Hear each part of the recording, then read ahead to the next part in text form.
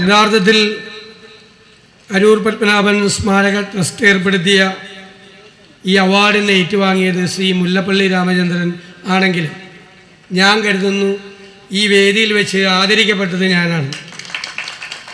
അദ്ദേഹത്തിന് അവാർഡ് നൽകാൻ നിങ്ങൾ എന്നെ ക്ഷണിച്ചപ്പോൾ അതിനേക്കാൾ എന്നോട് കാണിക്കുന്ന വേറൊരു ആദരവില്ല.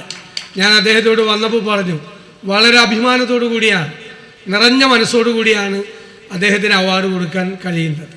ഞാൻ സ്കൂളിൽ ചേരുമ്പോൾ അദ്ദേഹം ഇവിടുത്തെ കാലിക്കറ്റ് സർവകലാശാല യൂണിയൻ ചെയർമാനാണ്. സ്കൂളിൽ ചേരുമ്പോൾ 1-ാം ക്ലാസ്സിൽ ചേരുമ്പോൾ ഞങ്ങളെല്ലാം വളരെ ചെറുപ്പം മുതൽ ആദരവോടുകൂടി ബഹുമാനത്തോടു കൂടി നോക്കിക്കാണുന്നൊരു നേതാവാണ് അദ്ദേഹം. എനിക്ക് അദ്ദേഹത്തോടുള്ള ഏറ്റവും വലിയ ബഹുമാനം എന്ന് പറയുന്നത് ധരിച്ചിരിക്കുന്ന ഈ ശുഭ്രവസ്ത്രത്തിന്മേൽ ഒരു കറുത്ത തുള്ളി വീഴാൻ അദ്ദേഹം അനുവദിച്ചിട്ടില്ല. അഭിമാനത്തോടുകൂടി കേരളത്തിലൊരു രാഷ്ട്രീയ നേതാവിന് ഒരു വേണ്ടാത്ത കാര്യത്തിലും ഇടപെടാതെ ചെയ്യാൻ പാടില്ലാത്തതൊന്നും അദ്ദേഹം ചെയ്തിട്ടില്ല. അത്ര നിറഞ്ഞ മനസ്സോടുകൂടി അഭിമാനത്തോടുകൂടി അങ്ങനെ ഒരു വ്യക്തിത്വം കേരളത്തിൽ എടുത്തു കാണിക്കാൻ എല്ലാ കോൺഗ്രസ്സുകാർക്കും, എല്ലാ രാഷ്ട്രീയ പ്രവർത്തകർക്കും, കോൺഗ്രസ്സുകാർക്ക് മാത്രമല്ല രാഷ്ട്രീയ പ്രവർത്തകർക്കും അഭിമാനത്തോടുകൂടി എടുത്തു കാണിക്കാൻ പറ്റുന്ന വ്യക്തിത്വമാണ് ശ്രീ മുല്ലപ്പള്ളി രാമചന്ദ്രൻ്റെ. അദ്ദേഹം ഏതെല്ലാം സ്ഥാനങ്ങളിലിരുന്നു. നമ്മൾ പലരും പല സ്ഥാനങ്ങളിലും വരുമ്പോൾ സ്ഥാനങ്ങൾ നമ്മളെ കീഴടക്കും. സ്ഥാനങ്ങളെ പിന്നെ നിയന്ത്രിക്കുന്നത് പോലീസ് ഉണ്ടാവും, പട്ടാളം ഉണ്ടാവും, ഔദ്യോഗിക കാറുണ്ടാവും, പൈലറ്റ് ഉണ്ടാവും, എസ്കോർട്ട് ഉണ്ടാവും, ബംഗ്ലാവ് ഉണ്ടാവും. കുറേ പേര് അതിലങ്ങ് വീഴും. അതിൽ പോയാൽ തീർന്നു. അതിലൊന്നും വീഴാതെ എന്നും നമ്മുടെ മുല്ലപ്പള്ളി രാമചന്ദ്രൻ ആയി അദ്ദേഹത്തിന് ഏത് സ്ഥാനത്തും ഇരിക്കാൻ കഴിഞ്ഞു. ഞാൻ NSUIയുടെ ദേശീയ സെക്രട്ടറിയായി ഡൽഹിയിൽ പോകുമ്പോൾ അദ്ദേഹം കേന്ദ്ര ആഭ്യന്തര വകുപ്പിൻ്റെ മന്ത്രിയാണ്. കേന്ദ്ര ആഭ്യന്തര വകുപ്പ് മന്ത്രിയുടെ പവർ എന്താണ് പവർ? നിങ്ങളോട് പറഞ്ഞാൽ നിങ്ങൾക്ക് മനസ്സിലാവില്ല. അത്രമാത്രം അധികാരം ഈ കൈകളിലുണ്ടായിരുന്നു. എവിടെയെങ്കിലും ഒരു ചീത്തപ്പേര് കേൾപ്പിച്ചിട്ടുണ്ടോ? തന്നെ ഏൽപ്പിച്ചിരിക്കുന്ന ദൗത്യം ഏറ്റവും മനോഹരമായി, ഏറ്റവും വൃത്തിയോടുകൂടി, ശ്രദ്ധയോടുകൂടി, നന്നായി പഠിച്ച്, നന്നായി മനസ്സിലാക്കി. എന്നോട് വളരെ സീനിയറായിട്ടുള്ള ഉദ്യോഗസ്ഥന്മാർ പറഞ്ഞു, അദ്ദേഹത്തിൻ്റെ ഒരു മീറ്റിംഗ് അദ്ദേഹം വിളിച്ചാൽ ആ മീറ്റിങ്ങിൽ ചെല്ലുമ്പോൾ ആ വിഷയത്തേക്കാൾ കുറിച്ച് ഞങ്ങളെക്കാൾ നന്നായി പഠിച്ചു വരുന്ന ഒരാളാണ്. ഞങ്ങൾ എന്തെങ്കിലും ഒന്നും പറഞ്ഞ് രക്ഷപ്പെടാൻ പറ്റില്ല. അവിടെ മുഴുവൻ വിഷയവും പഠിച്ചിട്ടാണ് അവിടെ വരുന്നത്. എന്നാൽ ഒരു ജാടയും കാണിക്കാതെ വളരെ അവരെ ബഹുമാനിച്ചുകൊണ്ട് അവരോട് ചില സംശയങ്ങൾ ചോദിക്കും. അവർ ചില കാര്യങ്ങൾ പറയുമ്പോൾ വളരെ ബഹുമാനത്തോടു കൂടി തന്നെ അതിനോട് ഡിസെൻഡ് ചെയ്യും. അതങ്ങനെയല്ല എന്ന് പറഞ്ഞ് അവരെ ബോധ്യപ്പെടുത്തും. നല്ല ഭരണാധികാരി, മികച്ച ഭരണാധികാരിയായി അദ്ദേഹം ഇരുന്നു. ഇത്രയും അധികാരങ്ങളുള്ള സ്ഥാനങ്ങളിൽ ആളുകൾ ഇരിക്കുമ്പോൾ പലതരത്തിലുള്ള ആളുകൾ സ്വാധീനിക്കാനും അല്ലാതെയും വരും. ഒരാളുടെയും സ്വാധീനത്തിന് വഴങ്ങാതെ രാജ്യ താല്പര്യം മാത്രം മുൻനിർത്തി പ്രവർത്തിച്ചിട്ടുള്ള നേതാവാണ് നമ്മുടെ. MP ആയിരിക്കുമ്പോഴും കേന്ദ്രമന്ത്രി ആയിരിക്കുമ്പോഴും പലവട്ടം മന്ത്രിയായിരിക്കുമ്പോഴും ഒക്കെ അദ്ദേഹം ആ മാന്യത കളയാതെ നിർത്തിയിട്ടുണ്ട്. ഞങ്ങളെ പോലുള്ള ചെറിയ തലമുറയിൽപ്പെട്ട ആളുകളോട് വാത്സല്യത്തോടു കൂടി, സ്നേഹത്തോടു കൂടി പെരുമാറിയിട്ടുണ്ട്. ഞാൻ പ്രതിപക്ഷ നേതാവായതിനു ശേഷം പ്രധാനപ്പെട്ട കാര്യങ്ങൾ വരുമ്പോൾ ഞാൻ അദ്ദേഹത്തെ വിളിക്കും. ആ വിളിക്കുമ്പോൾ അദ്ദേഹം തരുന്ന മറുപടി എന്ന് പറയുന്നത് ഞാൻ വളരെ സന്തോഷത്തോടെ, തികഞ്ഞ നന്ദിയോടുകൂടി പറയട്ടെ, അത് തന്നെ ഒരു ഊർജമാണ്. നമ്മൾ പറയുന്ന കാര്യത്തിൽ വളരെ നന്നായി നമ്മളെ സ്നേഹത്തോടു കൂടി നമ്മളെ ഉപദേശിച്ച്, നമ്മളെടുക്കുന്ന നല്ല തീരുമാനങ്ങളെ അഭിനന്ദിച്ച്, നമുക്ക് വേണ്ട ഉപദേശം നൽകി അദ്ദേഹത്തിൻ്റെ ഫോൺ താഴെ വയ്ക്കുമ്പോൾ നമുക്കൊരു വലിയ ആവേശമാണ്. അദ്ദേഹം അത് ചെയ്യുമ്പോൾ അദ്ദേഹത്തോട് പറയാതെ ചോദിക്കാതെ ഞാൻ ഒരു സുപ്രധാനമായ തീരുമാനവും രാഷ്ട്രീയത്തിൽ എടുത്തിട്ടുണ്ടോ? ഇല്ല. അദ്ദേഹത്തിനോട് ഫോൺ ചെയ്തെന്ന് ചോദിച്ച് അദ്ദേഹത്തിൻ്റെ അനുവാദം മേടിക്കാതെ ഞാൻ വ്യക്തിപരമായി എടുക്കേണ്ട ഒരു തീരുമാനവും എടുത്തിട്ടില്ല എന്നെനിക്ക് അഭിമാനത്തോടെ പറയാൻ കഴിയും. അത് വിളിക്കുമ്പോൾ നമ്മളോട് കാണിക്കുന്ന സ്നേഹവും വാത്സല്യവും അത് എടുത്തു പറയേണ്ടതാണ്. അതുകൊണ്ടാണ് ഞാൻ വളരെ ത്രില്ഡായിട്ടാണ് ഇവിടെ നിൽക്കുന്നത്. അതുകൊണ്ടാണ് ഞാൻ ഇങ്ങനെ സംസാരിക്കുന്നത്. അദ്ദേഹത്തിന് ഒരു അവാർഡ് കൊടുക്കുമ്പോൾ കിട്ടുന്ന ഒരു സന്തോഷം എന്ന് പറയുന്നത്, ഞാൻ അദ്ദേഹത്തിൻ്റെ താഴെയുള്ള തലമുറയിൽപ്പെട്ട ഒരാൾ അദ്ദേഹത്തെ ആദരിക്കാൻ കിട്ടുന്ന ഈ ഓപ്പർച്യൂണിറ്റിയെ ഞാൻ വലുതായി കാണുന്നു. ശ്രീ അരൂർ പത്മനാഭൻ്റെ നാമധേയത്തിലാണ് ഈ അവാർഡ് നൽകുന്നത്. നമുക്ക് എല്ലാവർക്കും നിങ്ങളെ ഞാൻ അദ്ദേഹത്തിന് പരിചയപ്പെടുത്തി തരേണ്ട ആവശ്യമില്ല. കോൺഗ്രസ് നേതാവായി, മികച്ച സഹകാരിയായി, ഇവിടെ ചന്ദ്രേട്ടൻ പറഞ്ഞതുപോലെ എല്ലാ സാമൂഹ്യ സാംസ്കാരിക സാഹിത്യ രംഗങ്ങളിലെല്ലാം നിറഞ്ഞു നിന്ന ഒരാളാണ്. അകാലത്തിൽ നമ്മളെ വിട്ടുപോയ ഒരാളാണ്.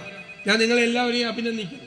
അദ്ദേഹത്തിൻ്റെ ഓർമ്മ നിലനിർത്താൻ ഇങ്ങനെ ഒരു ട്രസ്റ്റ് ഉണ്ടാക്കി, അതിൻ്റെ പേരിൽ ഒരു പൊതുപ്രവർത്തകർക്ക് അവാർഡ് നൽകാൻ നിങ്ങൾ തീരുമാനിക്കുകയും, അങ്ങനെ നിങ്ങൾ തീരുമാനിച്ചാൽ കേരളത്തിൽ നിങ്ങൾ ആദ്യം നൽകേണ്ട ആൾക്ക് തന്നെ ആ അവാർഡ് കൊടുക്കുകയും ചെയ്ത്, ഇനിയിപ്പോൾ ഈ അവാർഡിനൊരു വിലയുണ്ട്.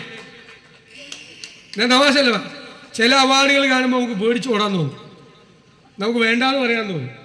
ഇനി ഈ അവാർഡിനൊരു വിലയുണ്ട് കേരളത്തിൽ. ഇത് ആർക്ക് കിട്ടിയാലും അവരോട് സംഘാടകർക്ക് പറയാം, നിങ്ങൾ ആദ്യമേ അവാർഡ് കൊടുത്തത് ശ്രീ മുല്ലപ്പള്ളി രാമചന്ദ്രനാണ് എന്ന് സന്തോഷത്തോടെ, ആർക്കും അഭിമാനത്തോടെ പറയാൻ, ഇനി ഈ അവാർഡ് കിട്ടുന്ന ആർക്കും പറയാം.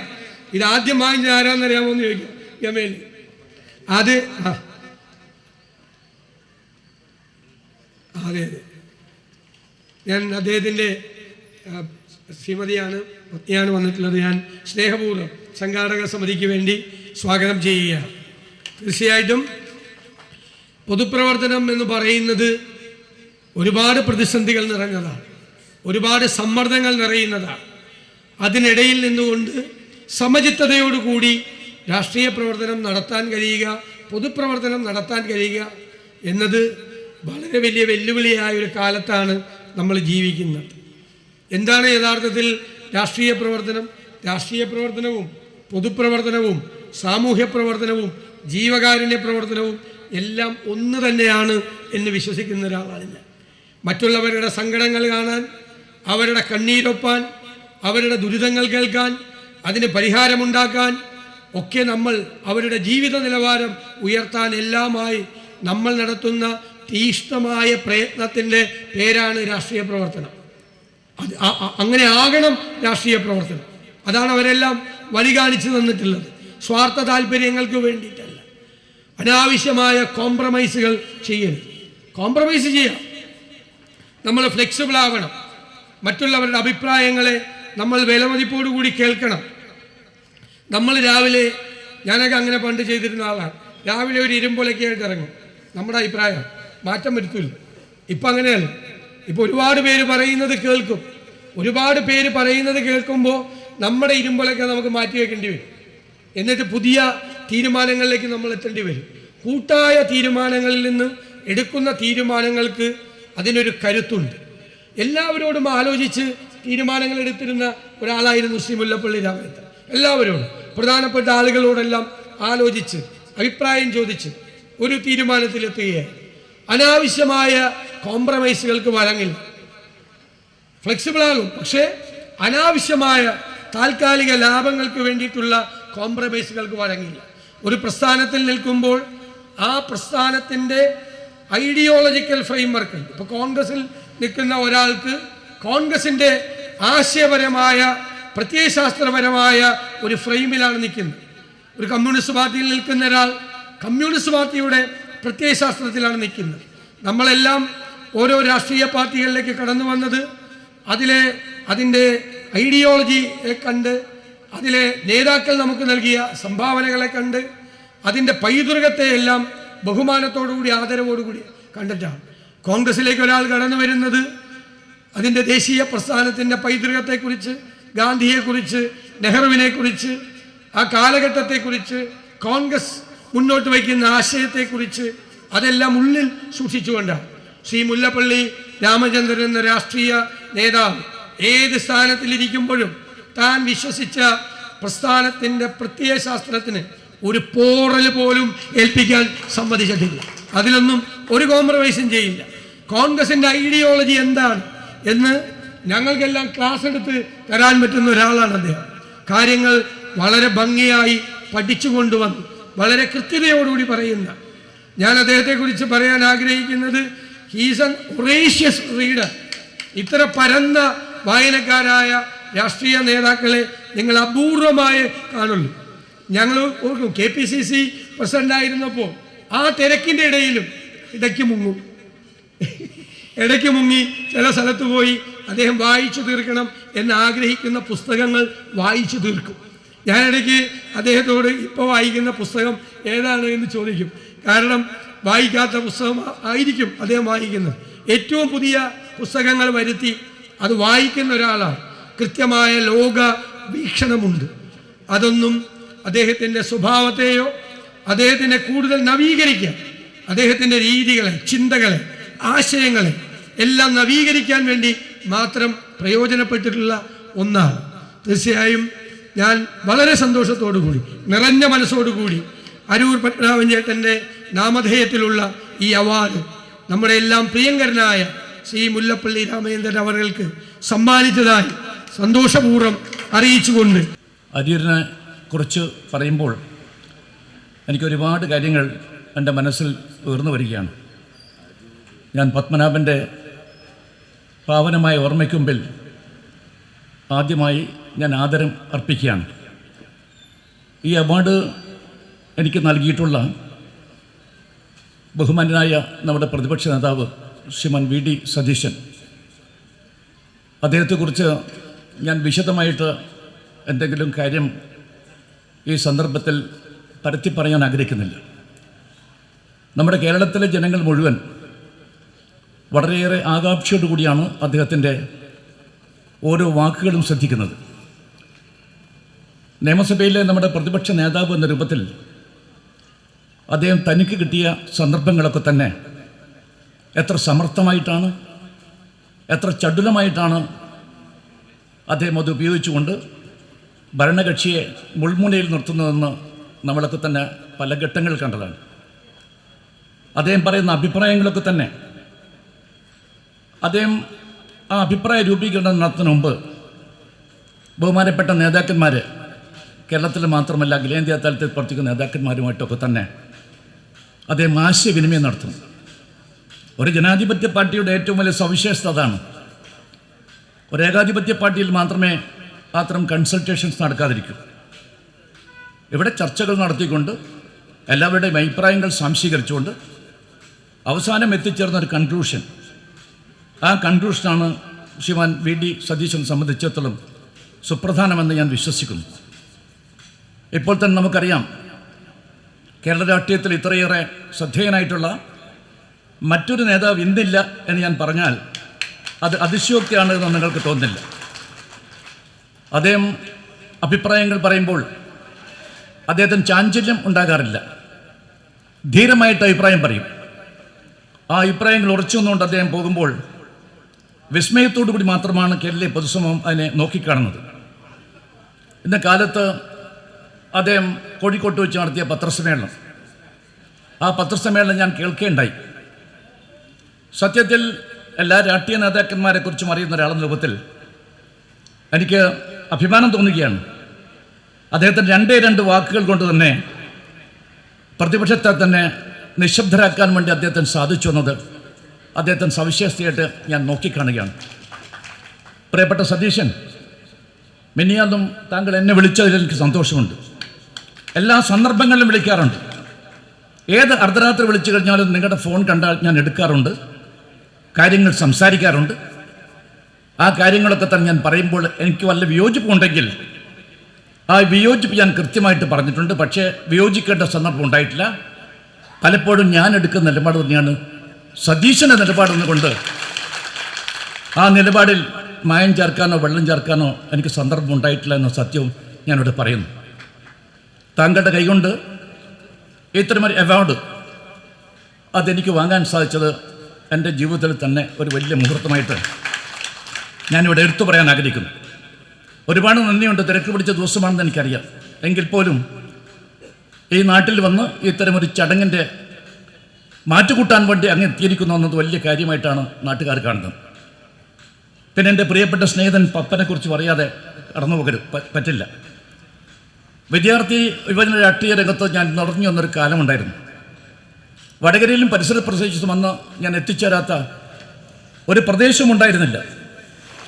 ഇവിടെയൊക്കെ തന്നെ എത്ര തവണയാണ് ഞാൻ ആ കാലത്ത് വന്നതിനെക്കുറിച്ച് പഴയ തലമുറയിൽപ്പെട്ട ആളുകൾക്കൊക്കെ തന്നെ വളരെ കൃത്യമായിട്ടറിയാം. ആ സജീവമായി ഞാൻ നിന്ന ആ വിദ്യാർത്ഥി യുവജന രാഷ്ട്രീയ കാലം തൊട്ട് എൻ്റെ ആത്മ സുഹൃത്തായിരുന്നു പ്രിയപ്പെട്ട അരൂർ പത്മനാഭൻ. ഒരു പൊതുപ്രവർത്തകൻ എങ്ങനെയായിരിക്കണമെന്നതിൻ്റെ ഉദാത്തമായ ഉദാഹരണമായിട്ടാണ് ഞാൻ പപ്പനെ നോക്കിക്കാണാൻ ആഗ്രഹിക്കുന്നത്. പപ്പൻ ആ കാലം തൊട്ട് സദാസമയം അതേ ജനങ്ങളുടെ ഒപ്പമാണ്. ആ ജനങ്ങൾ ഊർജ്ജം ആവാഹിച്ചുകൊണ്ടാണ് പപ്പൻ എപ്പോഴും മുന്നോട്ട് പോയിട്ടുള്ളത്. അവരുടെ സുഖദുഃഖങ്ങളിൽ അദ്ദേഹം പങ്കെടുക്കാറുണ്ട്. അവർക്ക് പ്രയാസങ്ങൾ ഉണ്ടാക്കുമ്പോൾ പപ്പൻ അതിൻ്റെ മുമ്പിൽ നിന്നുള്ള പ്രയാസം പരിഹരിക്കാൻ വേണ്ടി ആത്മാർത്ഥമായി അദ്ദേഹം പരിശ്രമിക്കും. പിന്നെ ജീവകാരുണ്യ പ്രവർത്തനത്തിൽ, ഇന്ന് ജീവകാരുണ്യ പ്രവർത്തനം എന്നൊക്കെ പറഞ്ഞ് മറ്റൊരു തലത്തിലേക്ക് മാറിയിരിക്കുന്നു. ആ കാലത്തൊരു ജീവകാരുണ്യ പ്രവർത്തന രംഗത്തേക്ക് ഒരാൾ വരുന്നു എന്ന് പറയുമ്പോൾ തീർച്ചയായിട്ടും ആ രംഗത്തോട് അങ്ങേയറ്റം ഔത്സുക്യം കാണിച്ചുകൊണ്ടാണ് അദ്ദേഹം അന്ന് പ്രവർത്തിച്ചത് ഞാൻ ഓർക്കുന്നു. രോഗികളോട്, അവശന്മാരോട്, ആർത്തന്മാരോട്, ആലംബഹീനരായിട്ടുള്ള ആളുകളോട് അവിടെ എന്തെന്നില്ലാത്ത കരുണയും കരുതലുമൊക്കെ തന്നെ ആ കാലത്ത് പ്രിയപ്പെട്ട പത്മനാഭനും കാണിച്ച് എനിക്കറിയാം. പിന്നെ അദ്ദേഹം പിന്നിട്ട വഴി ഏതായിരുന്നു? അത് ജനാധിപത്യത്തിൻ്റെയും മതേതരത്വത്തിൻ്റെയും മാർഗത്തിൽ കൂടിയാണ് അദ്ദേഹം ജീവിതത്തിൽ മുന്നോട്ട് പോയത്. ഗാന്ധിയൻ മൂല്യങ്ങൾ എന്നും അദ്ദേഹം ഉയർത്തിപ്പിടിച്ചിരുന്നു. ആ മൂല്യങ്ങളാണ് എൻ്റെ വഴികാട്ടിയെന്ന് പപ്പൻ എപ്പോഴും പറയാറുണ്ട്. പിന്നെ രാഷ്ട്രീയത്തിൽ അദ്ദേഹത്തിന് സുദൃഢമായ തീരുമാനം, ആ നിലപാടുകൾ, അതുകൊണ്ട് തന്നെ രാഷ്ട്രീയത്തിനപ്പുറം അദ്ദേഹത്തിന് വിപുലമായ ഒരു സൗഹൃദം നമ്മുടെ നാട്ടിലൊക്കെ തന്നെ ഉണ്ടെന്ന് ഞാൻ പറയാൻ നിങ്ങൾക്കറിയാം എന്ന് ഞാൻ ഈ സന്ദർഭത്തിൽ അറിയിക്കുകയാണ്. MC നാരായണൻ നമ്പ്യാർ ഇവിടെ ഇരിക്കുന്നുണ്ട്. നാരായണൻ നമ്പ്യാരെ പോലുള്ള ആളുകളൊക്കെ തന്നെ അദ്ദേഹത്തിനുള്ള ആദരവ് എത്ര വലുതായിരുന്നു എന്ന കാര്യം എനിക്കറിയാം.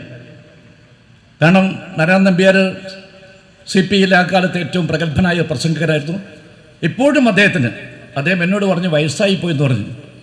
ഞാൻ അദ്ദേഹത്തോട് പറയുകയുണ്ടായി, അങ്ങക്ക് വയസ്സായിട്ടില്ല. വയസ്സ് എന്ന് പറഞ്ഞത് that is state of mind, ഒരു മനസ്സിൻ്റെ വികാരമാണ് ഈ വയസ്സെന്ന് നമുക്ക് പറയുന്നത്. അങ്ങ് വയസ്സനല്ല. ഇവിടെ പ്രസംഗിക്കാൻ അവസരമുണ്ടെങ്കിൽ അങ്ങയുടെ പ്രസംഗം കേട്ടാൽ അങ്ങക്ക് വയസ്സുണ്ടോ ഇല്ലയോ എന്ന കാര്യമൊക്കെ തന്നെ ബോധ്യപ്പെടുമെന്ന് എനിക്കറിയാം. അത്രയും വലിയ സുഹൃത്ത് ബന്ധമായിരുന്നു പ്രിയപ്പെട്ട പപ്പന് ആ കാലത്തുണ്ടായിരുന്നത്. ആ ബന്ധം നിലനിർത്തിക്കൊണ്ടു പോകാൻ സാധിച്ചു എന്താണ് പ്രത്യേകത? നിസ്സാരമായിട്ട് കാണരുത്. അവരുടെ ആദർശനിഷ്ഠമായ പൊതുജീവിതം, ആ പൊതുജീവിതത്തെക്കുറിച്ച് പറയുമ്പോൾ എന്തൊരു ലാളിത്യമായിരുന്നു പപ്പന്. ആർഭാടരഹിതമായ ജീവിത രീതി, വിനയാനിതമായ പെരുമാറ്റം, പരിചയപ്പെട്ടവരുടെ മനസ്സുകളിലൊക്കെ തന്നെ ഇളകാത്ത ഒരിടം അത് സ്വന്തമായി നേടിയെടുക്കാൻ വേണ്ടി സാധിച്ച അപൂർവൻ രാഷ്ട്രീയക്കാരിൽ ഒരാളായിട്ടാണ് ഞാൻ പപ്പനെ വിലയിരുത്തുന്നത്. പരിചയപ്പെട്ട കാലം മുതൽ 1928 വരെ പാർട്ടിയിൽ ഞാനെടുക്കുന്ന നിലപാടായിരുന്നു പപ്പൻ്റെ നിലപാട്. പപ്പനെടുക്കുന്ന നിലപാടായിരുന്നു എൻ്റെ നിലപാട്. പക്ഷെ പിന്നീട് ഞങ്ങൾ രണ്ട് ചേരിയിലേക്ക് പോകാനുള്ള ദൗർഭാഗ്യകരമായ ചുറ്റുപാട് ആ 78 കാലത്ത് സംജാതമാവുകയുണ്ടായി. ഞാൻ ഓർക്കുന്നു, പഴയ മേപ്പയൂർ നിയോജകമണ്ഡലം ഇന്നത്തെ നിയോജകമണ്ഡലമല്ല, അവികസിതമായ ഒരു പ്രദേശമായിരുന്നു മേപ്പയൂർ. സഞ്ചാരയോഗ്യമല്ല അന്നത്തെ റോഡുകളൊക്കെ തന്നെ. എങ്ങും പോകാൻ സാധിക്കാത്ത സ്ഥിതിവിശേഷമായിരുന്നു ഒന്നുണ്ടായിരുന്നു. ഇന്നത്തെ പോലെ എത്രയോ 3ഓ 4ഓ ഏറ്റവും പ്രധാനപ്പെട്ട കോൺക്രീറ്റ് പാലങ്ങൾ നമ്മുടെ ഈ നിയോജകമണ്ഡലത്തിൻ്റെ പ്രത്യേക ഭാഗങ്ങളിലൊക്കെ തന്നെ ഇന്ന് വരികയുണ്ടായി. ആ കാലത്തെ അവസ്ഥ എന്താണ്?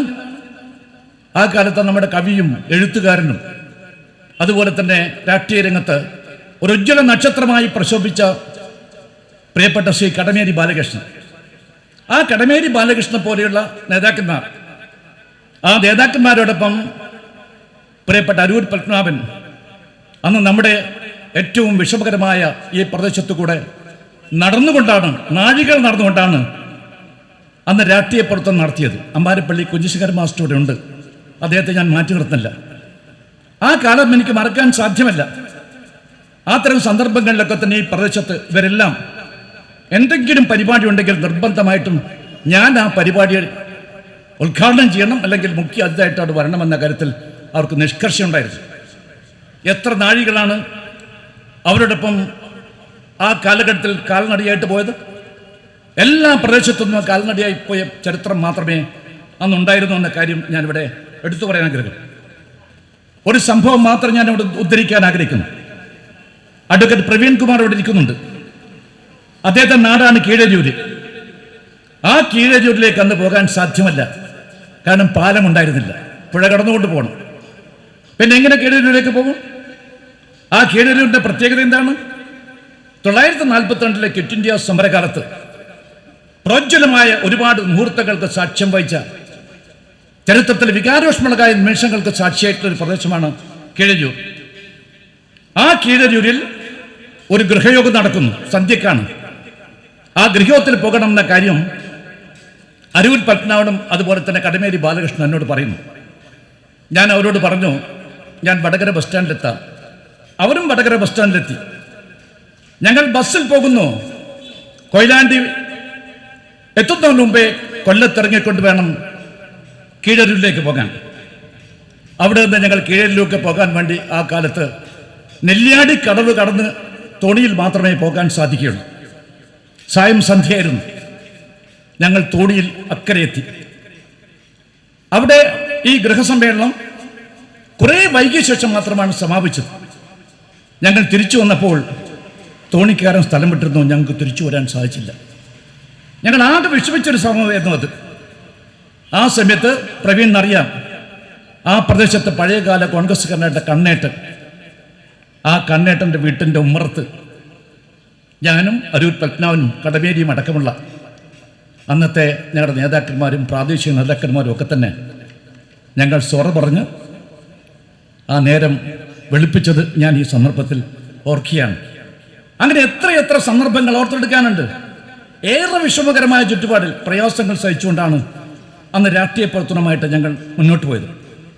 ലാളിത്യം നിറഞ്ഞ ആഡംബര രഹിതമായ ജീവിതമായിരുന്നു അന്ന് പൊതുപ്രവർത്തകന്മാർക്കൊക്കെ ഉണ്ടായിരുന്നു.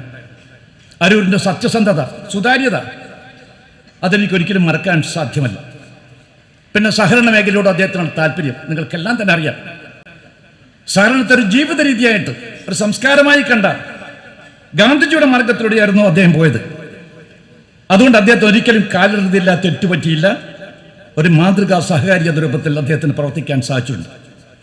പിന്നെ അദ്ദേഹം പുറമേരി പഞ്ചായത്തിൻ്റെ ആദ്യകാലത്തെ അധ്യക്ഷന്മാരിൽ ഒരാളായിരുന്നു, പഞ്ചായത്ത് പ്രസിഡന്റ്. എത്ര ദീർഘദർശിത്വമായിരുന്നു അദ്ദേഹത്തിനുണ്ടായിരുന്നത്. പരിമിതികളേറെ ഉണ്ടായിരുന്നു. ഇന്നത്തെ പോലെയല്ല, സർക്കാരിന് വലിയ ധനസഹായമൊന്നും കിട്ടില്ല. പക്ഷെ ദീർഘദർശിത്വത്തോടു കൂടിയുള്ള ഒരുപാട് വികസന പ്രവർത്തനത്തിന് അദ്ദേഹത്തിന് നേതൃത്വം കൊടുക്കാൻ സാധിച്ചത് ആ കാലത്താണ്. നമ്മുടെ പഞ്ചായത്ത് ആശുപത്രി, അതുപോലെ പഞ്ചായത്തിലെ സ്റ്റേഡിയമോ അല്ലെ കളിക്കളമോ എന്ന് വിശേഷിപ്പിക്കാൻ സാധിക്കുന്ന ആ ഇടം, ഇതിനൊക്കെ തന്നെ നേതൃത്വം കൊടുക്കാൻ സാധിച്ച് മുന്നോട്ട് പോയത് അദ്ദേഹത്തിൻ്റെ കാലത്താണ്. പിന്നെ എത്രയോ വർഷങ്ങൾക്ക് മുമ്പ് ഓർക്കണം, ടെലിഫോൺ എക്സ്ചേഞ്ച് അപൂർവമായി മാത്രമേ നമുക്ക് ആ ടെലിഫോൺ എക്സ്ചേഞ്ച് കാണാൻ സാധിക്കുള്ളൂ. ശ്രീമാൻ KP ഉണ്ണികൃഷ്ണനുമായിട്ടുള്ള ബന്ധം വെച്ചുകൊണ്ട് ഈ പ്രദേശത്ത് ടെലിഫോൺ എക്സ്ചേഞ്ച് വന്നപ്പോൾ ഈ കുഗ്രാമത്തിലും ടെലിഫോൺ എക്സ്ചേഞ്ച് ഉണ്ടോ എന്ന രൂപത്തിലേക്ക് ഇത് മാറിയിട്ടുണ്ടെങ്കിൽ അദ്ദേഹത്തിൻ്റെ നേതൃത്വപരമായ പങ്കാളിത്തത്തിൻ്റെ ഫലമായിട്ടാണ് ഇവിടെ അത് വന്നതെന്ന് ഞാൻ പറയട്ടെ. പിന്നെ അക്ഷരങ്ങൾ സ്നേഹിച്ചവനായിരുന്നു എൻ്റെ സ്നേഹിതൻ പപ്പൻ. വായനശാല പ്രസ്ഥാനത്തോട്, ഗ്രന്ഥശാല പ്രസ്ഥാനത്തോട് അത് താപ്യമായിരുന്നു അദ്ദേഹത്തിനുണ്ടായിരുന്നു. അതിനെല്ലാം മുൻപന്തിയിൽ പപ്പനുണ്ടായിരുന്നു. പിന്നെ സാഹിത്യപ്രേമിയായ പപ്പൻ കവിതകൾ എഴുതിയിട്ടുണ്ട്. അദ്ദേഹം എഴുതിയ കവിതകൾ പലപ്പോഴും ഞങ്ങൾ യാത്രയിലാണ് ആ കവിതകൾ അദ്ദേഹം ചൊല്ലി ഞങ്ങളെ കേൾപ്പിക്കുക. ആ കവിതകൾ മാത്രമല്ല, കേരളത്തിലെ പ്രശസ്തരായിട്ടുള്ള കവികളുടെയൊക്കെ തന്നെ കവിതകൾ അദ്ദേഹം അക്ഷരശുദ്ധിയോടുകൂടി തന്നെ അതിമനോഹരമായിട്ട് ആലപിക്കുന്നത് ആ കാലത്ത് എനിക്ക് കേൾക്കാൻ സാധിച്ചിട്ടുണ്ട്. ഞങ്ങളുടെ വടകരയ്ക്ക് ഞാൻ പ്രതിപക്ഷത്തെ അറിയിക്കാൻ ആഗ്രഹിക്കുന്നു. മലബാറിലെ ഏറ്റവും വലിയ ഒരു കലാ സാംസ്കാരിക കേന്ദ്രം എന്താണെന്ന് ചോദിച്ചാൽ എൻ്റെ നാടായതുകൊണ്ട് പറയില്ല, വടകരയാണ്. സാഹിത്യകാരന്മാർ, കലാകാരന്മാർ, എഴുത്തുകാർ, കവികൾ, അവിടെയൊക്കെ സംഗമഭൂമിയാണ് ഈ വടകര എന്ന കാര്യം എല്ലാവർക്കും തന്നെ അറിയാം. കോഴിക്കോട്ട് ഒരുപാട് സാഹിത്യകാരന്മാരൊക്കെ തന്നെ ഉണ്ടെങ്കിൽ പോലും എല്ലാ കാലത്തും ആ സാഹിത്യത്തെ ഹൃദയത്തോട് ചേർത്ത ആളുകൾ, കലയെ സംഗീതത്തെയും ചേർത്ത ആളുകൾ അത് ഈ വടകരക്കാർ തന്നെയാണെന്ന് ഞാൻ അഭിമാനത്തോടെ പറയട്ടെ. ആ കാലത്ത് കവി സദസ്സുകൾ നടത്തുക എന്ന് പറയുന്നത് വലിയ കാര്യമാണ്. സത്യം നമ്മുടെ പ്രിയപ്പെട്ട നമ്മളെല്ലാം ആദരിക്കുന്ന പ്രിയപ്പെട്ട പപ്പന കവികളെയൊക്കെ സംഘടിപ്പിച്ചുകൊണ്ട് കവിശ്വാസ് സമ്പന്നമാക്കാൻ വേണ്ടി ശ്രമിച്ച കാര്യം ഞാൻ ഈ സന്ദർഭത്തിൽ ഓർക്കുകയാണ്. അങ്ങനെ ഒരുപാട് കാര്യങ്ങൾ എനിക്ക് ഓർത്തെടുക്കാനുണ്ട്. പിന്നെ MT വാസുദേവൻ നായർ, ONV, അക്കിത്തം, തെക്കോടിയൻ തുടങ്ങിയിട്ടുള്ള എല്ലാ കവികളുമായിട്ടും എഴുത്തുകാരുമായിട്ടും അദ്ദേഹത്തിന് വലിയ ബന്ധമുണ്ടായിരുന്നു. അതാണ് പപ്പനെക്കുറിച്ച് പറയുമ്പോൾ എൻ്റെ മനസ്സിൽ എനിക്ക് ഓർച്ചെടുക്കാനുണ്ട്. പിന്നെ നമ്മുടെ തിരൂരിലെ തുഞ്ചൻ പറമ്പിൽ നടക്കുന്ന തുഞ്ചൻ കലോത്സവത്തിൽ പങ്കെടുക്കാൻ വേണ്ടി അദ്ദേഹം, എല്ലാവർക്കും അറിയാം, 2-3 ദിവസം കഴിഞ്ഞിട്ടാണ് അദ്ദേഹം മടങ്ങി വരാറ്. അതാണ് പപ്പൻ. പിന്നെ പറയേണ്ട മറ്റൊരു കാര്യം, നമ്മുടെ കടമേരി ബാലകൃഷ്ണൻ അവർ രചിച്ച ബാലരാമായണം നിങ്ങൾക്കെല്ലാം തന്നെ അറിയാം. നിങ്ങൾ പലരും അത് വായിച്ചവരാണെന്ന് എനിക്കതറിയാം. അത് ONVയുമായിട്ടും അക്കിത്വവുമായി ചേർന്നുകൊണ്ടായിരുന്നു അതിൻ്റെ രചന പൂർത്തിയാക്കിയത്. അവരെയൊന്നും മറക്കാൻ സാധ്യമല്ല. ബാലരാമായണം നമ്മുടെയൊക്കെ തന്നെ കൈകളിലേക്ക് എത്താൻ നമുക്ക് അവസരം ലഭിച്ചുവെങ്കിൽ ആ ഈ പറയുന്ന രാമായണ നിർമ്മിതിയിൽ തിരശ്ശീലക്കളിൽ നിന്ന് പ്രവർത്തിച്ച ഏറ്റവും വലിയ ഒരു വ്യക്തിത്വം ആരാണെന്ന് ചോദിച്ചു കഴിഞ്ഞാൽ എൻ്റെ പ്രിയപ്പെട്ട പപ്പനാണ് എന്ന കാര്യം ഞാനിവിടെ എടുത്തു പറയാനും ആഗ്രഹിക്കുകയാണ്. ഞാൻ ദീർഘമായ കാര്യങ്ങളിലേക്കൊന്നും ഞാൻ പറയുന്നില്ല. പ്രിയപ്പെട്ട അരൂർ പൽപ്പൻ്റെ സ്മരണയ്ക്ക് വേണ്ടിയിട്ടാണ് ഇത്തരമൊരു പുരസ്കാരം ഏർപ്പെടുത്തിയത്. ഈ പുരസ്കാരം എനിക്ക് നൽകിയത് ഞാനും പപ്പനുമായിട്ടുള്ള ആത്മബന്ധത്തിൻ്റെ ഒരൊറ്റ പശ്ചാത്തലം വെച്ചുകൊണ്ട് മാത്രമാണ് എന്ന് വിശ്വസിക്കാനാണ് എൻ്റെ മനസ്സ് ഇപ്പോൾ താല്പര്യപ്പെടുന്നതെന്ന് മാത്രമാണ് എനിക്ക് പറയാനുള്ളത്. പ്രതിപക്ഷ നേതാവ് ഒരുപാട് കാര്യങ്ങൾ പറയണ്ടേ, അതൊന്നുമല്ല. പപ്പനും ഞാൻ തമ്മിലുള്ള ആത്മബന്ധമായിരിക്കാം അതിനെ നിങ്ങളെ പ്രേരിപ്പിച്ചതെന്നും ഞാൻ മനസ്സിലാക്കുന്നു. കാരണം ചന്ദ്രൻ്റെ ആമുഖ പ്രസംഗത്തിൽ തന്നെ ആ കാര്യം എനിക്ക് ബോധ്യപ്പെടുകേണ്ട എന്ന് മാത്രമാണ് എനിക്ക് പറയാനുള്ളത്. പിന്നെ കുറച്ച് കാര്യങ്ങൾ കൂടി പറഞ്ഞുകൊണ്ട് ഞാൻ പ്രസംഗം അവസാനിപ്പിക്കാം. ഇത്തരം ചടങ്ങുകൾ നമുക്കെല്ലാം ഒരു ആത്മശുദ്ധീകരണത്തിലുള്ള അവസരങ്ങളായിട്ട് നമ്മൾ മാറ്റിയെടുക്കണമെന്നാണ് എനിക്ക് പറയാനുള്ളത്. പൊതുജീവിതം അത് സേവനവും സമർപ്പണവുമായി കണ്ട ഒരു തലമുറ ഇവിടെ ഉണ്ടായിരുന്നു എന്ന് നിങ്ങൾ മറക്കരുത്. അവർ ജീവിച്ച് മരിച്ചു പോയിട്ടുണ്ട് എങ്കിൽ പോലും അവരുടെ ഓർമ്മകൾ നമ്മുടെ മനസ്സിൽ ഇപ്പോഴും മരിക്കാതെ ഉണ്ട് എന്ന കാര്യം നിങ്ങൾ മറക്കരുത്. കടന്നുപോയവരെ നാം ഓർക്കുമ്പോൾ അവർ ഉൾക്കൊണ്ട ജീവിത ദർശനവും അതുപോലെ തന്നെ പ്രതിബദ്ധതയും ഒക്കെ തന്നെ നമുക്ക് ഇത്തരം ഒരു സന്ദർഭത്തിൽ പുനർവായനയ്ക്ക് വിധേയമാക്കണമെന്ന് ഞാൻ വിനീതനായിട്ട് അഭ്യർത്ഥിക്കുകയാണ്.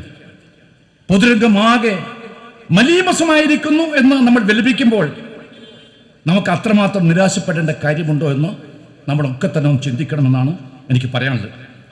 അത് തിരുത്തിക്കുറിക്കുവാനുള്ള ഉത്തരവാദിത്തം സാമൂഹ്യ പ്രവർത്തകന്മാരും പൊതുപ്രവർത്തകന്മാരായിട്ട് നമ്മൾക്കുണ്ട് എന്ന് ഞാൻ വിശ്വസിക്കുന്നു. തെറ്റുകളെയും കൊള്ളരുതായ്മകളെയും കാണുമ്പോൾ നാം അത് നിസ്സംഗരായിട്ട് അതിനോട് പ്രതികരിക്കാതെ മാറി നിൽക്കുന്നത് ശരിയാണോ നമ്മൾ ചിന്തിക്കണം. അധികാരം ദുഷിപ്പിക്കുന്നു, പരമായ അധികാരം പരമായി ദുഷിപ്പിക്കുന്നു എന്നല്ലേ പറഞ്ഞിരിക്കുന്നത്. എന്നാൽ നമുക്കെല്ലാം തന്നെ അറിയാവുന്ന പോലെ തന്നെ ആ സാർവലൗകികമായ തത്വം മറന്നുകൊണ്ട് പലപ്പോഴും നമ്മൾ മുന്നോട്ട് പോകുന്ന എന്താണ് നമ്മുടെ തകർച്ചയ്ക്ക് ഏറ്റവും പ്രധാനപ്പെട്ട കാര്യമെന്ന് ബഹുമാനപ്പെട്ട പ്രതിപക്ഷ നേതാവ് തന്നെ അദ്ദേഹത്തിൻ്റെ പ്രസംഗത്തിൽ സൂചിപ്പിക്കേണ്ടായി. ധാർമ്മികമായി ശരിയല്ലാത്ത ഒന്നും രാഷ്ട്രീയമായി ശരിയല്ല എന്ന് പറഞ്ഞ മഹാത്മജിയെ നമ്മൾ ഈ സന്ദർഭത്തിൽ ഓർമ്മിക്കണം. ആ മനുഷ്യൻ ജീവിച്ച നാടാണ് നമ്മുടെ നാടെന്ന കാര്യം മറക്കരുത്. സത്യസന്ധതയില്ലാത്ത രാഷ്ട്രീയം 7 കൊടിയ തിന്മകളിൽ ഒന്നാണ് എന്ന് പറഞ്ഞ ഗാന്ധിജി, ആ ഗാന്ധിജിയെ നമ്മൾ സ്മരിക്കണം. പൊതുപ്രവർത്തകന്മാർ, പത്മനാഭനെ പോലെയുള്ള നമ്മുടെ നേതാക്കന്മാർ നേരിൻ്റെ വഴിയിലൂടെ നേരായ മാർഗത്തിൽ കൂടി മാത്രമാണ് അവരൊക്കെ തന്നെ മുന്നോട്ട് പോയിട്ടുള്ളത്. മറ്റൊരു മാർഗം അവർക്ക് സ്വീകാര്യമായിരുന്നില്ല. അവരെയാണ് നമുക്ക് പാഠമാക്കേണ്ടത്, അവരാണ് നമ്മുടെ വഴികാട്ടി എന്ന് ഞാനിവിടെ പറയട്ടെ. പൊതുപ്രവർത്തകന്മാരുടെ ചെറിയ ചലനങ്ങൾ പോലും സമൂഹ ജാഗ്രതയോടുകൂടിയാണ് നോക്കിക്കാണുന്നത് എന്ന കാര്യം നിങ്ങൾ ആരും വിസ്മരിക്കരുത്. പൊതുപ്രവർത്തകന്മാർ കണ്ണാടിക്കൂട്ടിലാണ്. ആ കാര്യം അവർ തിരിച്ചറിഞ്ഞാൽ അവർക്ക് നന്നായിരിക്കുമെന്ന് മാത്രം ഞാനിവിടെ പറയട്ടെ. സത്യം പറയുന്ന ഞാൻ ഒറ്റയ്ക്കാവാം, ഞാൻ പറയുന്നത് കേൾക്കാൻ ആരുമില്ലായിരിക്കാം. എന്നാൽ മറ്റ് ശബ്ദങ്ങളൊക്കെ തന്നെ നേർത്തു പോകുമ്പോൾ എൻ്റെ ശബ്ദം കേൾക്കാതിരിക്കാനാവില്ല എന്ന് പറഞ്ഞ മഹാത്മാവിൻ്റെ വാക്കുകൾ. അതാകട്ടെ നമുക്ക് ജീവിതത്തിൽ വെളിച്ചമെന്ന് മാത്രം പറഞ്ഞുകൊണ്ട് ഇത്തരമൊരു ചടങ്ങിൽ സംബന്ധിക്കാൻ, ഈ പ്രൗഢമായ ചടങ്ങിൽ വെച്ച് ഞാൻ ഏറെ ആദരിക്കുന്ന, സ്നേഹിക്കുന്ന പ്രതിപക്ഷ നേതാവിൻ്റെ കൈകൊണ്ട് ഇത്തരമൊരു പുരസ്കാരം, എൻ്റെ പ്രിയപ്പെട്ട പപ്പൻ്റെ നാമധേയത്തിലെ പുരസ്കാരം വാങ്ങാൻ സാധിച്ചതിൽ നന്ദി അറിയിച്ചുകൊണ്ട് ഞാൻ എൻ്റെ ഈ ചെറിയ പ്രസംഗം അവസാനിപ്പിക്കാൻ ഈ അവസരം ഉപയോഗിക്കുന്നു. നിങ്ങൾക്കെല്ലാവർക്കും ഞാൻ നന്ദി രേഖപ്പെടുത്തുന്നു. മുല്ലപ്പള്ളി സാറിന് അരൂർ പത്മനാഭൻ അവറുകളുടെ പേരിൽ ഒരു അവാർഡ് കൊടുക്കുന്നത് തീർച്ചയായിട്ടും സാറിനും ഒരു ആദരമാണ്. ആരുടെ പേരിലാണോ ആ അവാർഡ് കൊടുക്കുന്നത് അദ്ദേഹത്തിനും അതൊരു ആദരവും അംഗീകാരവും തന്നെയാണ് എന്ന് പറയാതിരിക്കാൻ കഴിയും. അതുപോലത്തെ രണ്ട് വ്യക്തിത്വങ്ങളായിരുന്നു അദ്ദേഹം. അരൂർ പത്മനാഭൻ അവറുകളെ സംബന്ധിച്ച് ഈ വേദിയിലും സദസ്സിലുമുള്ളതിൽ ഏറ്റവും കുറച്ചറിയുന്ന ആൾ ഞാനായിരിക്കും. കാരണം നിങ്ങൾക്ക് എല്ലാവർക്കും അറിയാവുന്നതുപോലെ എൻ്റെ ഒരു രാഷ്ട്രീയ പ്രവർത്തനത്തിൻ്റെ മേഖലയോ അല്ലെങ്കിൽ പൊതുപ്രവർത്തനത്തിൻ്റെ താഴെത്തട്ടിലെ സജീവമായിട്ടൊരു മേഖലയോ ആയിരുന്നില്ല ഇത്.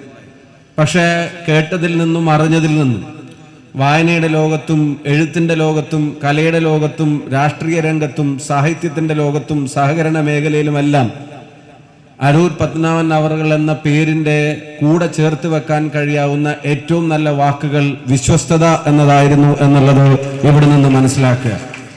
ആ വിശ്വാസ്യതയും വിശ്വസ്തതയും തൻ്റെ പൊതുപ്രവർത്തന കാലഘട്ടത്തിൽ ഉടനീളം പാലിച്ചിട്ടുള്ള, എല്ലാവരെയും സമന്വയിപ്പിച്ച് കൊണ്ടുപോകുന്ന കോൺഗ്രസ് പ്രസ്ഥാനത്തിൻ്റെ അമരത്തിരിക്കുമ്പോഴും എല്ലാവരെയും ഉൾക്കൊള്ളുന്ന ഒരു പ്ലാറ്റ്ഫോമായി കേരളത്തിലെ കോൺഗ്രസ് പ്രസ്ഥാനത്തെ മാറ്റിയെടുത്ത നേതാവാണ് പ്രിയപ്പെട്ട മുല്ലപ്പള്ളി സാർ എന്നുള്ളത് നമുക്കെല്ലാവർക്കും ബോധ്യമുണ്ട്. എന്നെ സംബന്ധിച്ചിടത്തോളം വ്യക്തിപരമായി കുറേ അനുഭവങ്ങളുണ്ട്. അതിൽ ഏറ്റവും പ്രധാനപ്പെട്ട രണ്ട് അനുഭവങ്ങൾ എന്ന് പറയുന്നത്, ഇത് കേരള വിദ്യാർത്ഥി യൂണിയൻ്റെ ജില്ലാ കമ്മിറ്റിയുടെ ജനറൽ സെക്രട്ടറി ആയിട്ട് പ്രവർത്തിക്കുന്ന കാലയളവ്.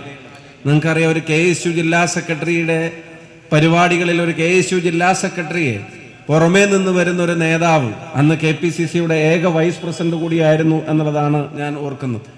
പുറമേ നിന്ന് വരുന്ന ഒരു നേതാവ് വല്ലാതെ ശ്രദ്ധിക്കേണ്ട കാര്യമൊന്നുമില്ല. പുറമേ നിന്ന് വരുന്ന ഒരു നേതാവ് പ്രസംഗത്തിനും പ്രവർത്തനത്തിനും അപ്പുറത്തേക്ക് എല്ലാവരെയും കൈവീശി കണ്ടാൽ മതി, പോയാൽ മതി എന്നുള്ളതും എനിക്ക് നന്നായിട്ടറിയാം. അന്ന് പാത്രക്കടവിലെ വൈദ്യുതി പദ്ധതിക്ക് വേണ്ടി അന്നത്തെ ഗവൺമെന്റ് ശ്രമിക്കുമ്പോൾ ആ പദ്ധതി നാടിന് ഗുണകരമല്ല എന്നുള്ള തിരിച്ചറിവിൽ നാടിൻ്റെ പ്രകൃതിയും സമ്പത്തും സംരക്ഷിക്കാനുള്ള പോരാട്ടത്തിന് KPCC നിയോഗിച്ചത് പ്രിയപ്പെട്ട മുല്ലപ്പള്ളി സാറിയായിരുന്നു. പാത്രക്കടവ് സന്ദർശിക്കുക എന്നുള്ളത് വാർത്താമാധ്യമങ്ങളിൽ, പത്രമാധ്യമങ്ങളിലെല്ലാം അന്ന് എല്ലാ രാഷ്ട്രീയ പ്രസ്ഥാനങ്ങളുടെയും നേതൃത്വത്തിലിരിക്കുന്ന ആളുകളുടെ അന്നത്തെ സമയത്തൊരു പ്രധാനപ്പെട്ട ഇടപെടലുമായിരുന്നു. പക്ഷെ അന്നത്തെ എല്ലാവരുടെയും പാത്രക്കടവ് സമർപ്പണത്തിന് ഞാൻ പാലക്കാട് ജില്ലാ സെക്രട്ടറിയാണ്. പാലക്കാട് കുന്തിപ്പുഴ പാലത്തിൻ്റെ സൈഡിൽ മണ്ണാർക്കാട് ഇറങ്ങി കുറച്ചു ദൂരം മുന്നോട്ട് പോയ പാത്രക്കടവ് പദ്ധതി ഇങ്ങനെ താഴെ വന്ന് നിൽക്കുന്ന സ്ഥലത്തെത്തും. ആ സ്ഥലത്ത് വന്നിട്ട് എല്ലാ നേതാക്കന്മാരും മേലേക്ക് ഇങ്ങനെ നോക്കിയിട്ട് പറയും, അവിടെ നിന്നാണ് പദ്ധതി വരുന്നത്. അതുവഴി ഇങ്ങനെ കടന്നു വന്നിങ്ങോട്ട് വരുമ്പോൾ അവിടെ ഇത്ര വനം നഷ്ടപ്പെടും, ഇവിടെ അത്ര നഷ്ടം നമുക്കുണ്ടാകും, അവിടെ ഇത്ര പ്രയാസങ്ങൾ നമുക്കുണ്ടാകും എന്നുള്ളതുകൊണ്ട് ഈ പ്രൊജക്റ്റ് നല്ലതല്ല, നമുക്ക് ഈ നാടിനെ സംരക്ഷിക്കാൻ, വനമേഖലയെ സംരക്ഷിക്കാൻ ഇത് നമുക്ക് ഒഴിവാക്കുകയാണ് ഉചിതം എന്നുള്ളത് താഴെ വന്ന് മാധ്യമപ്രവർത്തകരും താഴെ വന്ന് നിൽക്കും. എന്നിട്ട് പാത്രക്കടവ് പദ്ധതി സന്ദർശിച്ച് ഈ നേതാവിൻ്റെ, ഏത് നേതാവിൻ്റെ ആണെങ്കിലും പ്രതികരണങ്ങൾ കൊടുത്തിട്ട് അവർ തിരിച്ചു പോകും. പിറ്റേ ദിവസത്തെ പത്രമാധ്യമങ്ങളിൽ ഉണ്ടാകും, പാത്രക്കടവ് പദ്ധതി നാടിന് ആപത്ത്, പാത്രക്കടവ് സന്ദർശിച്ച ഇന്ന നേതാവ് അഭിപ്രായപ്പെട്ടു. അങ്ങനെയാണ് സാറിൻ്റെ വിസിറ്റ് തീരുമാനിക്കുന്നത്. ഇപ്പം ഞങ്ങൾ KSU ജില്ലാ കമ്മിറ്റിക്കാർക്കും അറിയിപ്പ് കിട്ടി. ഞങ്ങളും ഈ പുഴയുടെ താഴ്വാരത്തിൽ വന്ന് നിന്ന് ഈ ഒരു പ്രതികരണത്തിന് വേണ്ടിയുള്ള തയ്യാറെടുപ്പുകളൊക്കെ ഞങ്ങളും നടത്തി. ചന്ദ്രേട്ട, അവിടെ വരെ പോയാൽ മതിയല്ലോ, അവിടെ വരെ പോയി അവിടെ നിന്ന് ഇതിൻ്റെ ഫോട്ടോ എടുത്ത് കാര്യങ്ങൾ പറഞ്ഞ് തിരിഞ്ഞ് പോന്നാൽ മതി എന്നുള്ളതൊക്കെ. അങ്ങനെ കൂടെയുള്ള ആളുകൾ, സാറിന് വഴിയൊന്നും അറിയില്ലല്ലോ, കൂടെയുള്ള ആളുകൾ ചോദിച്ചു എവിടെയാണ് ഈ പദ്ധതിയുടെ പ്രധാനപ്പെട്ട പ്രദേശം. അപ്പോൾ കൂടെയുള്ള നമ്മുടെ ആളുകൾ പറഞ്ഞു, സാർ ഇത് അവിടെ കുറച്ചങ്ങ് മേലോട്ട് പോകണം. അപ്പോൾ അദ്ദേഹം പറഞ്ഞു, ശരി നമുക്ക് അവിടെ വരെ പോവാം. കുറച്ചങ്ങ് മേലോട്ട് പോയപ്പോൾ അവർ പറഞ്ഞു, സാർ ഇതാണ് പ്രധാനപ്പെട്ട പ്രദേശം, ഇവിടെയാണ് എല്ലാവരും വരാറുള്ളത്, ഇവിടെ വന്നിട്ടാണ് എല്ലാവരും ഈ വിഷയത്തിൽ പ്രതികരിക്കാറുള്ളത്. സാർ ഇങ്ങനെ നോക്കിയിട്ട് പറഞ്ഞു, does this origin from here, ഇവിടെ നിന്നാണോ ഈ പറയുന്ന പുഴയുടെ തുടക്കം? അപ്പോൾ അവർ പറഞ്ഞു, സാർ തുടക്കം ഇങ്ങനെ ഇവിടെ നിന്നാവുന്നു, ഇത് ഇവിടെ കൂടെയാണ് പോകുന്നത്. സാറ് പറഞ്ഞല്ലോ ഈ പദ്ധതി വരുമ്പോൾ എവിടെയാണ് വരിക? സാറല്ല, അത് മേലെന്ന് വരെ വരുന്ന പുഴയാണ്, ഇങ്ങനെ വന്നിട്ട് ഇവിടെ വെച്ചിട്ടാണ് അതിൻ്റെ ഒരു ഇത് എന്നൊക്കെ പറഞ്ഞ് അവിടെയുള്ള ആളുകൾ അപ്പോഴും ആവർത്തി ചോദിക്കുന്നതിൻ്റെ തുടക്കം എവിടെയാണ്? ആ ചോദ്യത്തിൻ്റെ അപകടം മനസ്സിലാക്കി അവിടുത്തെ നേതാക്കന്മാർ പറഞ്ഞു, സാർ അത് കുറേ മണിക്കൂറുകൾ നടക്കണം, അത് വാഹനം പോവില്ല, ആ വാഹനത്തിൽ അവിടെ പോകാൻ കഴിയില്ല, മണിക്കൂറുകൾ നടക്കണം, അതിന് പ്രിപ്പറേഷൻ വേണം. സാറിന് പെട്ടെന്ന് പറഞ്ഞാൽ നടക്കാൻ പ്രയാസമാണെന്ന് പറഞ്ഞപ്പോൾ സ്വതസിദ്ധമായ ശൈലിയിൽ പറഞ്ഞു, താങ്കൾക്ക് പ്രയാസമാണെങ്കിൽ താങ്കൾ വരണ്ട, ഞാനിത് ഇവിടെ വന്ന് കാണാൻ വന്നതല്ല, ഞാൻ അവിടെ വരെ പോവാൻ തന്നെ വന്നതാണ്. സാർ, ആ പ്രദേശം സന്ദർശിച്ച എല്ലാ കമ്മിറ്റികളും എല്ലാ പാർട്ടികളിലും വെച്ച് അന്ന് പ്രിപ്പറേഷനൊന്നുമില്ല, ഈ ഇട്ടിരിക്കുന്ന വെള്ളയും തന്നെയാണ് അന്നും വേഷം. അതിട്ട് അവിടെ വന്ന് ഞങ്ങളൊക്കെ ഇച്ചിരി പാൻറ്റോ കുപ്പായൊക്കെ ഇട്ടിട്ട് ഞങ്ങളെന്ന് ആയിക്കൂടെയൊക്കെ നടക്കുന്നുണ്ട്, KSU ജില്ലാ സെക്രട്ടറിയാണ്. അപ്പോൾ ഒരു നേതാവ് ആദ്യമായിട്ടാണ് അതിൻ്റെ മേലെ പോകണമെന്ന് പറയുന്നത്. ഇപ്പോൾ പലരുടെയും മുഖം കറുത്തെങ്കിലും ഞങ്ങളുടെയൊക്കെ മുഖം വെളുത്തു. കാരണം അതിൻ്റെ മേലെ വരെ പോവാൻ ഒരു നേതാവ് നമ്മുടെ കൂടെ നടക്കുക. കയ്യിൽ അവിടുന്ന് എടുത്തൊരു കമ്പും പിടിച്ചിട്ട് അവിടുന്ന് കുറച്ച് ആളുകളെയും കൂട്ടി, സാർ ഓർക്കുന്നുണ്ട് അറിഞ്ഞൂടെ, കുറച്ച് ബണ്ണും കുറച്ച് പഴവും നമ്മളൊരാളെ വിട്ട് വാങ്ങിപ്പിച്ചു, കുറച്ച് വെള്ളം ഒരു സെഞ്ചിയിലാക്കി. എന്നിട്ട് മണിക്കൂറുകൾ ആ കുന്നിന്റെ മുകളിലൂടെ ആ സൈലന്റ് വാലി പ്രദേശങ്ങളിലേക്ക്, പാത്രക്കടവ് പദ്ധതിയുടെ നദിയുടെ ഉത്ഭവ പ്രദേശത്തേക്ക് നടന്നു ചെന്നിട്ട് അതിന്റെ കൃത്യമായ പ്രത്യാഘാതങ്ങളെ സംബന്ധിച്ച് നേരിട്ട് കണ്ട് ബോധ്യപ്പെടുത്തി പാർട്ടിയെടുത്ത സമീപനത്തിന് കരുത്തായതും അതിന് ഏറ്റവും വലിയ തരത്തിലുള്ള ഇൻപുട്ട് പാർട്ടിക്ക് കൊടുത്തതും ആ റിപ്പോർട്ടായിരുന്നു. ആ മേഖല ഇന്നും സംരക്ഷിച്ചു പിടിച്ചിട്ടുണ്ടെങ്കിൽ അത് അന്ന് ഇന്ദിരാഗാന്ധിയുടെ ആദ്യത്തെ ഇടപെടലുകളായിരുന്നെങ്കിൽ പിൽക്കാലത്ത് നാടിനു വേണ്ടി, നാടിന്റെ താല്പര്യത്തിന് വേണ്ടി ഇടപെട്ട, കോൺഗ്രസ് ഏൽപ്പിച്ച ജനങ്ങളോടുള്ള ഉത്തരവാദിത്തം നിറവേറ്റിയ നേതാവിനെയാണ് ഇന്നിവിടെ ആദരിക്കുന്നത് എന്നുള്ളത് ആ പഴയ KSU ജില്ലാ സെക്രട്ടറിയുടെ മനസ്സോടെയുള്ള സന്തോഷത്തോടു കൂടിയാണ് ഇതിൽ പങ്കെടുക്കുന്നത്. അതെനിക്ക് വ്യക്തിപരമായ ഓർമ്മയുണ്ടെന്ന് പറഞ്ഞതിന്റെ കാരണം അതല്ല. ഞാൻ വളരെ അവിചാരിതമായി, നിങ്ങൾക്ക് എല്ലാവർക്കും അറിയാവുന്നതുപോലെ തീർത്തും അപ്രതീക്ഷിതമായി ഞാൻ ഈ വടകരയുടെ സ്ഥാനാർത്ഥിത്വത്തിന് വന്നപ്പോൾ നിങ്ങൾക്കറിയാം, ഞാൻ എൻ്റെ ആദ്യത്തെ ആശങ്കകളിൽ, അവിടുന്ന് മാറുന്നതിനെ സംബന്ധിച്ചുള്ള എൻ്റെ സന്ദേഹങ്ങളിൽ, അതിലെല്ലാം പെട്ടൊഴിഞ്ഞത് ഫൈനൽ ഡിസിഷനാണ്. ഖാർഗേജി ദീപാദാസ് മുൻഷിജിയോട് പറയുന്നത് ഞാൻ ഫോണിൽ കേൾക്കുന്നുണ്ട്, tell the boy that we have not called him to discuss with him, we are informing him the party decision എന്ന് പറയുന്നത് ഞാൻ കേട്ടത് പാർട്ടി തീരുമാനമാണ് എന്ന് പറഞ്ഞ് ഇവിടെ മത്സരിക്കാൻ വരുമ്പോൾ വിളിച്ച്, ഞാനിവിടെ വന്ന് ആ സമയം ഞാൻ അദ്ദേഹത്തെ ഫോണിൽ വിളിച്ചു, നീ വരാൻ പറഞ്ഞു. ഞാനിവിടെ വന്ന് കയറിയപ്പോൾ എന്നോട് പറഞ്ഞു, എടാ നീ ഇത്രയുണ്ടായിരുന്നോടാ, ഇത്രയുണ്ടായിരുന്നത് എന്നെ കൊണ്ട് പാത്രക്കടവ് കയറിയവനാടാ ഞാൻ, നിനക്കത് ഓർമ്മയുണ്ടാവുമെന്ന് എന്നോട് തിരിച്ചു ചോദിക്കുന്ന ഈ വടകരയിൽ വന്ന് എനിക്കിവിടെ ഒരു രക്ഷാധികാരി ഉണ്ടെങ്കിൽ അത് ആരാന്ന് ചോദിച്ചാൽ ഞാൻ പറയും ഈ വേദിയിലിരിക്കുന്ന മുല്ലപ്പള്ളി സാറാണെന്ന് പറയും. അങ്ങനെ ആ സംഭവം തൊട്ട് ഇന്നേ വരെയുള്ള കാര്യങ്ങൾ പ്രസ്ഥാനത്തിന് പ്രതിസന്ധിയിലാക്കാതെ സംസാരിക്കാൻ, അവനവന്റെ ഇമേജുകൾക്കപ്പുറത്തേക്ക് പ്രസ്ഥാനത്തിന്റെ താല്പര്യങ്ങളെ പലപ്പോഴും മുൻനിർത്തി പ്രസ്ഥാനത്തിന് എല്ലാവരെയും ഒരുമിച്ച് സൗമ്യതയോടെ നയിക്കാൻ, എന്നാൽ കാർക്കശ്യത്തോടെ നിലപാടെടുക്കാനും എല്ലാത്തിനും കരുത്തുള്ള പ്രിയപ്പെട്ട മുല്ലപ്പള്ളി സാറിന് ഇപ്പോഴും സജീവമായി ഓടി നടക്കുന്ന വലിയ പ്രശ്നം അതല്ല. വലിയ പ്രശ്നം ഞാൻ പാർലമെന്റിൽ പോയി വരുമ്പോൾ അല്ലെങ്കിൽ വേറെ KPC പരിപാടിക്ക് പോയി വരുമ്പോൾ ഏതെങ്കിലും മരിച്ച വീട്ടിലോ കല്യാണ വീട്ടിലോ ഒക്കെ ഞാൻ അവിടെ പോയി വരണം. അപ്പം അവർ വിളിച്ചിട്ട് പറയും, അത് മുല്ലപ്പള്ളി സാറ് വന്നിട്ടുണ്ട്, നിങ്ങൾ വരണം കേട്ടോ എന്ന് പറയും. അപ്പം ഞാൻ ആലോചിക്കും, സാർ ഇത്രയും മരിച്ച വീട്ടിൽ കല്യാണ വീട്ടിൽ ഇപ്പോൾ പോകേണ്ട ആവശ്യമുണ്ട്, വെറുതെ ആൾക്കാരെ കൊണ്ട് എന്നെ പറയിപ്പിക്കാൻ വേണ്ടി.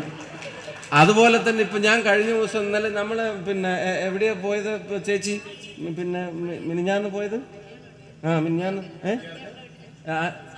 സത്യേട്ടൻ്റെ വീട്ടിൽ ഞാൻ നോക്കിയപ്പോൾ അവിടെ വേറൊരു നേതാവും വന്നിട്ടില്ല. ഞാൻ അവിടെ എത്തി, സന്തോഷം, അവരെല്ലാവരെയും കണ്ട് ഞാൻ അതിൻ്റെ ഉള്ളിൽ പോയി. അവർ ഉച്ചയ്ക്ക് ശേഷം ചപ്പാത്തിയും കടലക്കറിയാണ് കൊടുക്കുന്നു. ഞാൻ കുറച്ച് അടുക്കള ഭാഗത്ത് കൂടെ പോയി നോക്കിയപ്പോൾ അവിടെ അവർ ചിക്കൻ ആയിരിക്കുന്നു. അപ്പം ഞാൻ രണ്ടാളെയും കൂടെ കണ്ട് വർത്താനം പറഞ്ഞപ്പോഴത്തേക്ക് അത് വിളമ്പാരായി. ഉച്ചത്തെ ചോറുമുണ്ട്. ഞാൻ അതും കഴിച്ച് പുറത്തിറങ്ങി വന്നപ്പോൾ സത്യേട്ടൻ്റെ കൂടെ മുല്ലപ്പള്ളി സാർ അവിടെ സ്റ്റേജിൻ്റെ താഴെ അവിടെ നിൽക്കുന്നു. ഞാൻ പറഞ്ഞത്, ഈ ജനങ്ങളോടും ജനതയോടും പ്രസ്ഥാനത്തോടും നിരന്തരമായിട്ടൊരു പ്രതിബദ്ധതയോടെ പ്രവർത്തിക്കുകയും ചെയ്യുന്ന അദ്ദേഹത്തിന് ഇങ്ങനൊരു അവാർഡ് അത് നൽകാൻ തീരുമാനിച്ചതിന് ഞാൻ ഈ കമ്മിറ്റിയെ പ്രത്യേകം, അത് തീർച്ചയായിട്ടും ഉചിതമായ ഒരു തീരുമാനമാണ്. ഞാൻ നേരത്തെ പറഞ്ഞ രണ്ട് പേരും, നമുക്ക് ഇഷ്ടപ്പെട്ട രണ്ട് പേരുകളെയും നമ്മൾ ഒരുമിച്ച് ആദരിക്കുന്നത് പോലത്തെ ഒരു അനുഭവമാണ്.